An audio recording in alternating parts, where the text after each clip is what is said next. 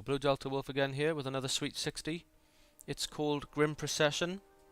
Don't think I've done a Sweet 60 for this one yet, and there are no promotion cards that I'm aware of. So this is how I run Grim Procession. It's a black-white deck.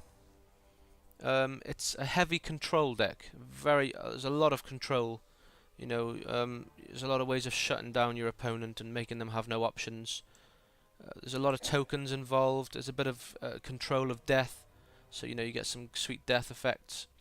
Other than that, it's just a good, all well-rounded deck. I mean, I don't really know what the actual theme is really, but it's an enjoyable deck to use, and one of my favourites anyway.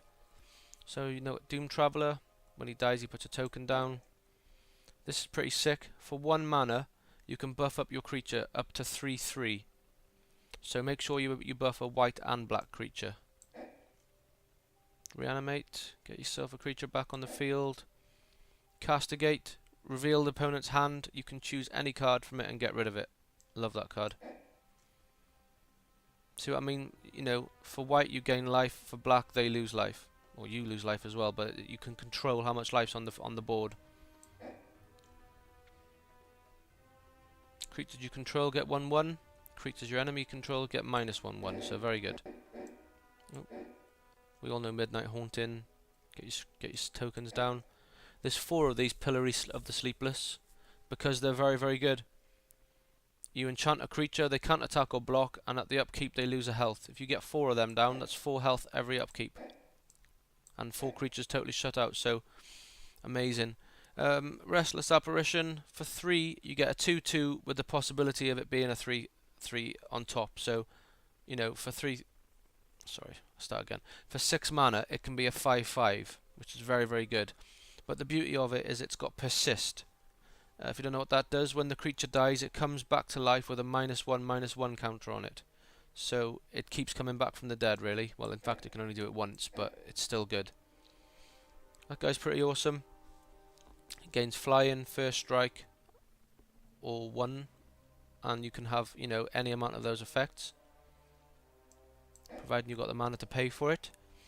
Exile target creature, more control, death touch, vindicate, bit more life gain and the opponent loses 2 life. I like that card. Gaffy. This one's amazing. Whenever a creature dies, the opponent loses 1 life and you gain 1 life. So while you've got 2 of those up, you'll see a massive difference in how easy the game becomes. Same for this guy. When he appears, opponent loses a life, you gain a life. You can sacrifice a creature and repeat the process if you want to. Gravedigger.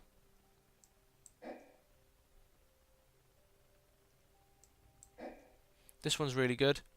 Voracious Hatchling enters the battlefield with 4 -1 counters on it, but for every spell you cast, it loses those counters, so it becomes stronger. If you cast a black and white, it loses 2 counters at once. For example, this guy. And this makes all your creatures get +1/1s for their colour. When you cast white, you tap. When you cast black, you destroy tapped, so very effective. This one's got lifelink, and as long as you've got 25 or more life, it gets a +4/4. So I ran that one. When Necromancer's Covenant enters the battlefield, exile all creature cards from a graveyard and put 2/2 black zombies on your field for each card exiled this way. So powerful. All your zombies have got lifelink. She comes in and destroys a permanent. Very effective. Beginning of your upkeep, put target card from a graveyard onto the battlefield under your control. So any card from the graveyard under your control. I like that card. And then this guy, flying, lifelink. And you can sacrifice creatures and put 1/1s where X is the creature's power. You can also remove the 1/1s to give creature -1/1. So he has a lot of control over the board. I like that card. And that's how I run black and white Grim Procession. Let me know what you think, guys, in the comments section. Please rate and subscribe. It really helps. And I appreciate you watching my video. Thanks as always. Take it easy, guys.